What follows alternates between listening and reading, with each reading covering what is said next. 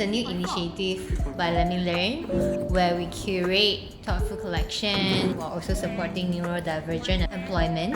At this point of time, we are actually doing a center wax tablet where we will get the student to from melting, weighing to pouring, decorating.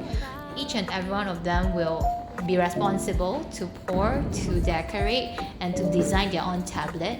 We will actually written down who made the tablet on our label to actually highlight on their skills, because this one I would say it takes a lot of fine motor skills, and then they need to be aware on how much they are pouring, what are the suitable sizes flowers, and how to put things together.